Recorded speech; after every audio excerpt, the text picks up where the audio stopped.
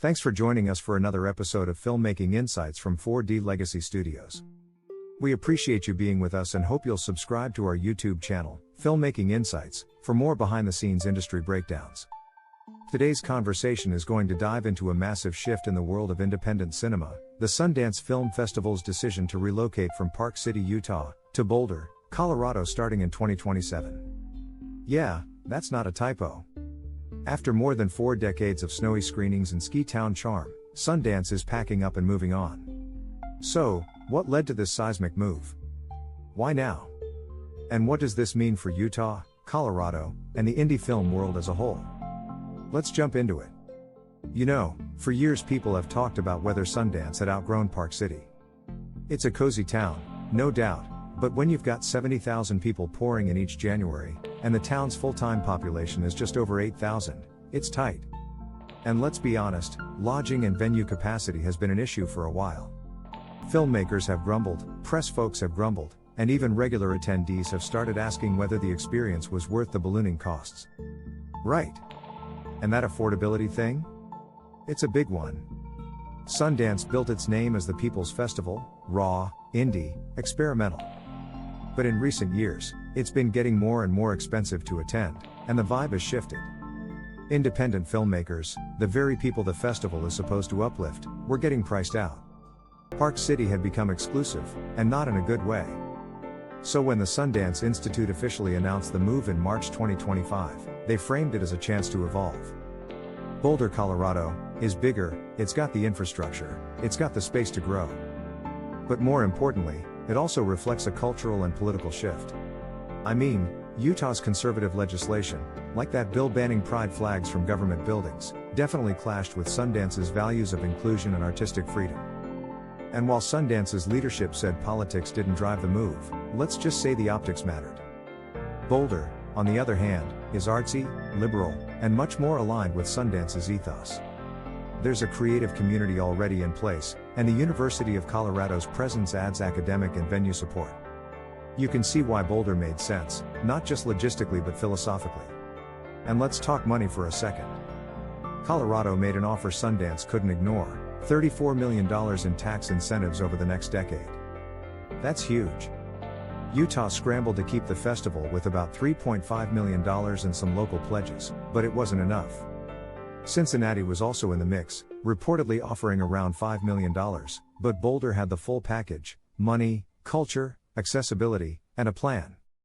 And the move isn't coming out of nowhere either. Sundance actually started in Salt Lake City in the late 70s before moving to Park City in 1981. So, this is the second major move in its history. Back then, they chose Park City because it was charming and had skiing, which helped draw the Hollywood crowd.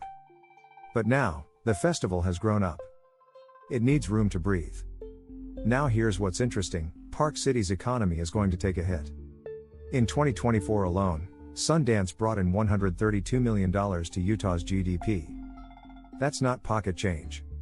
Hotels, restaurants, ski shuttles, you name it. Thousands of jobs depend on that festival. And culturally, it's a loss too. Sundance was the beating heart of the Park City winter. The vibe, the energy, it's not something you can replace easily. But the flip side of that coin? Colorado's about to get a huge economic and cultural boost. Boulder's going to see an influx of tourism, business, media, and talent. And if you think Telluride was Colorado's only marquee festival, think again. Between Telluride and Sundance, Colorado is suddenly the most relevant state in the US for indie film. Boulder's going to have to rise to the challenge, though. Planning is already underway, with CU Boulder venues like the Mackey Auditorium being considered. The city's forming a host committee, there are infrastructure upgrades in the pipeline, and they're trying to keep things accessible, which was one of the driving forces behind this change in the first place. And we should note, Sundance isn't abandoning Utah entirely. Their labs and summer workshops will stay at the Sundance Resort. So Utah isn't off the map, it's just no longer the home of the big show each January.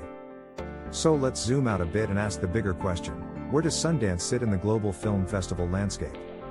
Is it still relevant? That's a complicated one. On one hand, Sundance is still the top launchpad for independent American films. It's where careers are made. Coda, which won Best Picture at the Oscars, started at Sundance. But on the other hand, you've got major players like TIFF, Cannes, South by Southwest, and even Venice pulling attention, money, and headlines. TIFF is massive, draws 500,000 people, and has become a key Oscar campaign stop. South by Southwest is tech-savvy and skews younger. Cannes is still the gold standard for auteur cinema. Sundance? It's got a reputation to uphold. And lately, some have felt it's been playing it safe. Critics have noted that recent Sundance lineups have lacked the bite they once had. Less edge. Fewer shocking, daring indie debuts. Part of that's the state of indie film overall, fewer distribution deals, a risk-averse market, and yes, maybe some internal curation choices that are trying too hard to please everyone. But with a new setting, maybe Sundance is setting the stage for a revitalization. A way to reboot. A chance to return to its roots without being stuck in the past. And don't forget, Sundance is more than just 10 days of screenings. It's a nonprofit. It's a lab system. It's a cultural movement. So this move isn't just about a location, it's about future-proofing an institution. We'll be watching closely in 2026 when Park City hosts its final Sundance. And in January 2027, Boulder gets its debut. Expectations are high. But so is the potential. That's all for today's episode. Thanks for joining us for another edition of Filmmaking Insights from 4D Legacy Studios. Be sure to hit subscribe on our YouTube channel, Filmmaking Insights, and let us know what you think of the Sundance move. Is it a smart step forward? Or the end of an era? Until next time, keep creating, keep pushing boundaries, and keep the indie spirit alive.